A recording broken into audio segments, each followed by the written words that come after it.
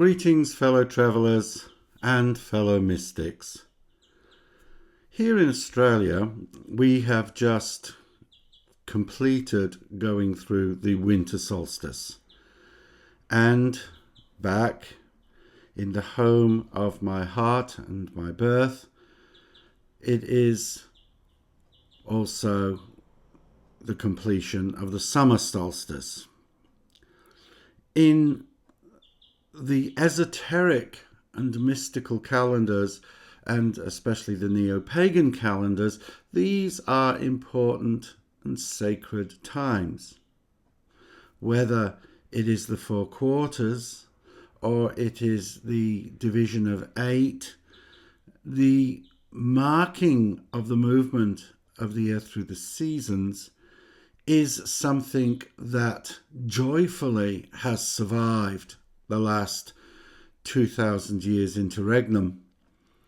And to say that their observance has been a phenomenon is to understate the importance within Western spirituality. At the very least, these observances have begun to take root and fill the empty places of the old ritual year, which we observed for the last 1.5 to 2,000 years.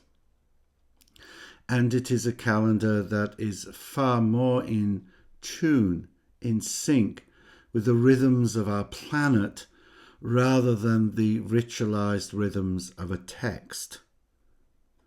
All respect to those that follow text-based spiritual systems. But there are aspects of this movement through the year that sometimes become lost in the spectacles presented by differing, for want of a better word, denominations of spirituality, neo-paganism, and even New Age spirituality. And in this, I am thinking of the Faerie faith. The traditions of the Faerie faith that I am familiar with are those that are observed in Caithness in Scotland and in Orkney, of which I have received mouth-to-ear teachings, which opened a world of connection that would have much more easily been missed had I followed a more textual approach. And when we look at the Faerie faith, essential to this is connecting with the rhythms and cycles of nature itself. Why? Well, similarly to Naga worship, the serpent spirits, for want of a better word, it is important to observe the ebb and flow of the seasons, most especially not to invoke or ask favours during winter. Why? They're sleeping. The Faerie faith, however, recognises that the Fae do not sleep in this manner, and so such restrictions tend not to apply as much. But other restrictions do apply. But these can be easily accommodated and worked within. And if you do, you may find, as I did, that your spirituality and connection with these powerful and ancient spirits deepens.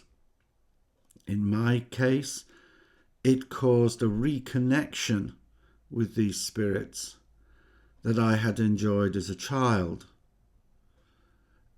but it also filled in many of the missing spaces and understandings that had occurred by my not growing up in constant connection with this vital form of spirituality. So, what do we have to do to connect with the Fae or the fairies, the shining ones, the wee folk, the kind folk? Well, one, don't call them by their names. There is a reason we use euphemisms. These are a people who delight in riddles, delight in cleverness, delight in what is joyfully called a good crack. It is also, if you pay attention to the old stories that children tell each other, and the wise amongst us tell our children, and not through the lens of the Disneyfied view of mythology and folk tales, that the naming of a thing is to reveal the nature of a thing, and to name one of the Fae is essentially to shame them, and they don't react well to that. But to make the connection, we cannot do it sitting in our armchairs. We cannot do it sitting in our spaces, as pleasant as those spaces are, because that is not where the kind ones, the wee ones, live. They live in nature. And part of that is that they are protectors of nature as much as inhabitants of it. The first sign that there are Fae living around you are that there are trees sacred to them. Why? Because they like these trees. They have an ancient connection to them. One could argue there is a symbiosis between them, in that they live in and protect the tree, and the tree lives around them, is protected by them, but also protects them. It also provides the energies that the wee ones need. Now, why do they need that? They are the mysteries of the Fae. Some say that they need these energies to preserve their their realms. Some say that it allows them to weave their magicks. And those who work with nature magic would certainly understand that there are different flavors depending upon the different trees. But if one finds, for instance, a willow tree, which is sacred to them, and my birth tree, or a rowan tree, an elder tree, but I have found I particularly love oak trees and willow trees, then how do we know that they are there? Well, one way we know there are usually signs. Often there is running water, and this water is clean. If it isn't clean, a good way to get on their good side is to actually remove the rubbish, make the place natural again. It's good for nature. It's good for your soul. And more importantly, they'll like you the better for it. They don't have a very high opinion of us, which, given some of the things we've done to the planet that we share, is understandable. The other thing that's important is around the tree there may be signs.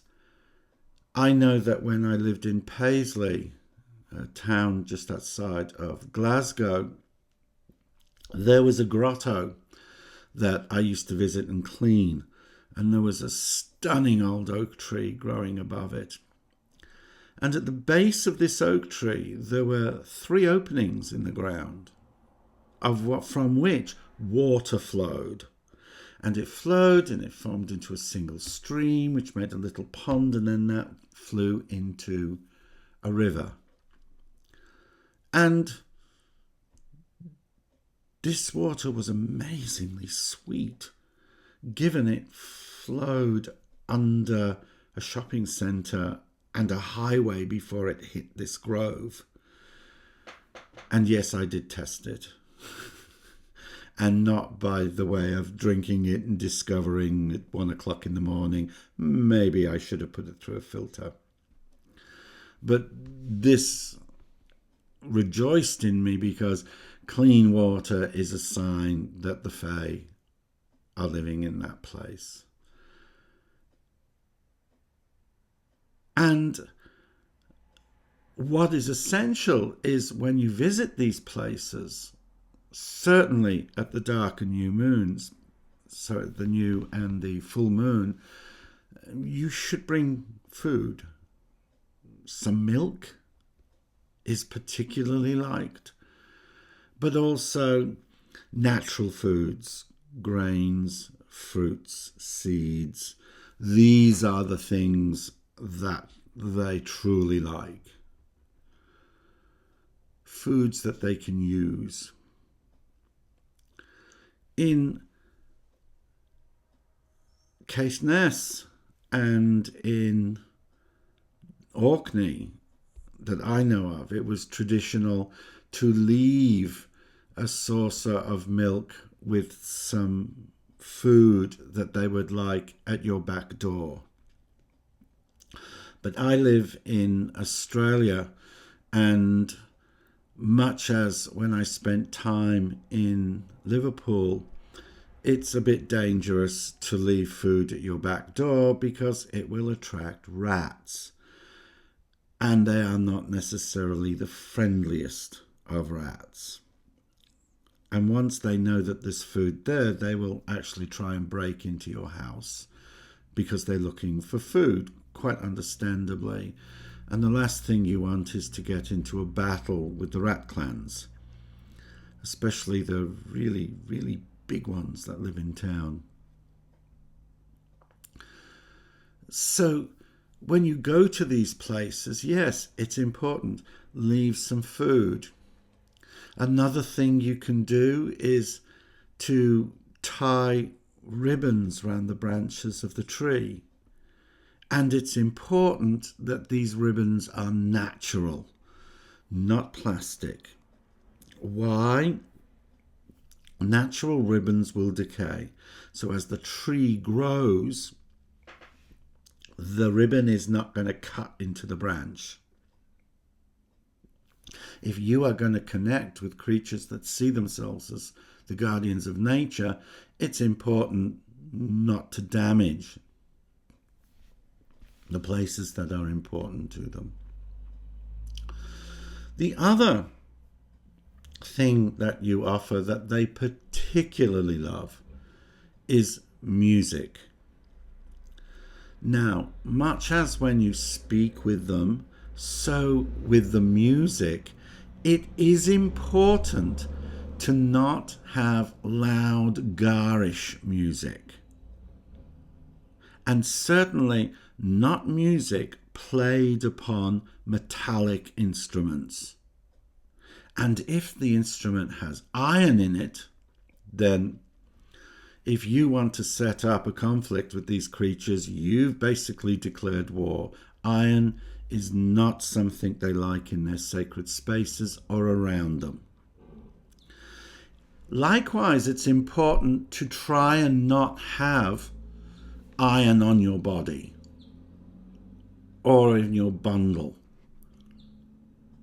whether that be nails, for hexing, whether that be iron jewelry or belt buckles made out of wrought iron, or, as is a common mistake, using an iron flint striker. If you are going to light a flame, use stone strikers.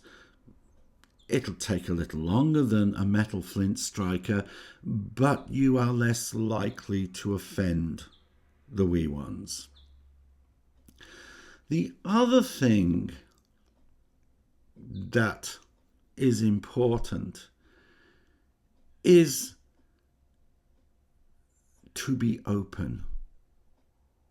Now, I know many of us talk about this, that it is important if you are going to work, whether with magic or with the other world environments and those that live within them, that a regular inner spiritual practice that includes contemplation or meditation, and they are different things, that allows us to calm and then connect within and without, allows us to open. In the Faerie faith, this is called parting the veil. And when the veil parts, you will know. For me, when the veil parts, there is a mist that gathers around and then clears, and there is a quietness. Most notably, quietness of birdsong in the places I go. And by sitting in these sacred places and by quietening ourselves and being receptive, by rejoicing in the water, by rejoicing in the smell of this place, in the sound of the wind moving through the leaves, we begin to connect, and in many ways we resonate with the environment that is around us, and they can pick up on this and do pick up on this. The other is whether you do it at dawn or dusk, or you do it under the moonlight, sitting near these sacred spaces and just looking at them. Trying not to think, not to grasp, but to look at them. Slowly we begin to attune to the place and open ourselves to the possibility of them at least crossing our field of vision or taking an interest in us. And this is where etiquette becomes very, very important. When I do such contemplation following the teachings that I received, I go and compose poems and songs where I sing about the beauty of the space I'm in, whether it's the light dancing over the water as it comes from under the tree, the song of the wind as it moves through the leaves, and gently saying, chanting or singing these are things that they find favor in. And they're also things that bring beauty into our lives and can become a source of inspiration and rest and renewal.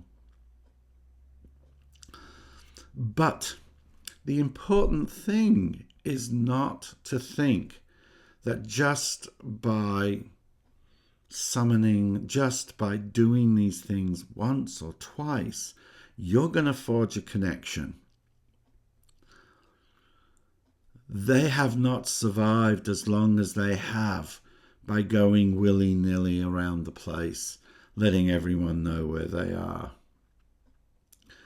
But it is we who have to show them and prove to them that we are respectful and we are open to the connection. And should you have within you changeling essence, then this is as important to your spiritual development as meditation, prayer, and sacred acts are.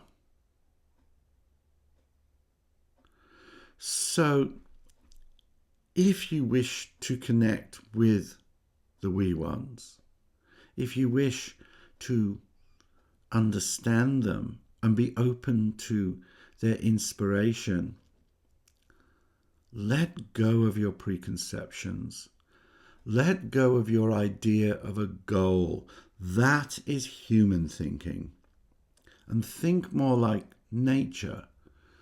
The sheer pleasure of growth and existence is the goal. And once you do embrace this path, you may even find yourself dancing in the moonlight. And as you dance, noticing that you're not just being watched, but you are being joined. And when you go, bid them farewell, but do not thank them. I cannot stress this enough. Do not thank them, because thanking them causes them to have an obligation, and that is a breach of their codes of honor. But sing of their beauty, sing of their rejoice, praise them, yes, but don't tie it to asking for things.